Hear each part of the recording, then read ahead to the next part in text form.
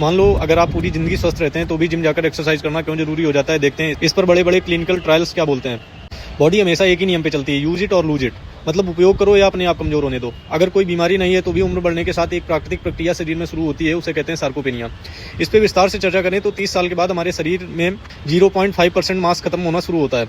50 साल के बाद यही 1% हो जाता है और 70 साल के बाद 2 से 3% मांस घटना शुरू होता है। इसको सार्कोपेनिया बोलते हैं। इससे होता यह है कि मसल खत्म होती है तो स्ट्रेंथ कम होने लगती है और बॉडी इमरजेंसी के लिए जो खजाना बचा के रखती है उसका उपयोग करने लगती है, जिससे ब्लड शुगर कंट्रोल ना होना, फ्रैक्चर और रिकवरी धीमी होने के चांस बढ़ जाते हैं। इसी से ऑस्टियोपोरोसिस के चांस भी बढ़ जाते हैं और ये मैं नहीं, बहुत बड़े बड़े क्लिनिकल ट्रायल्स और स्टडीज बता रही हैं। बड़े लोगों में इसका इफेक्ट कम करने के लिए एक्सरसाइज बहुत जरूरी हो जाती है। अगर ये उनको बोल दो तो ऐसा लगता है उनके अस्तित्व पे हमला कर दिया है। कहते हैं हम फिट हैं, रोज 4-5 किलोमीटर चलते हैं। चलने या दौड़ने से आपकी मसल नहीं बनती, आपके फेफड़े या दिल सही से काम कर सकते हैं। इसलिए छोटे से बड़े लोगों के लिए जिम जाना बहुत जरूरी हो जाता है, क्योंकि प्रोग्रेसिव ओवरलोड के साथ एक्सरसाइज करने से ही मसल बढ़ती है, अगर सही डाइट और सप्लीमेंट पे फोकस करें तो।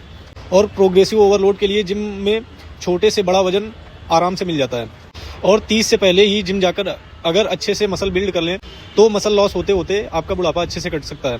और 50 से 60 साल के बाद भी अगर थोड़ी बहुत एक्सरसाइज करते रहो तो सार्कोपेनिया के प्रभाव को कम कर सकते हो और स्वतंत्र बुढ़ापा जी सकते हो।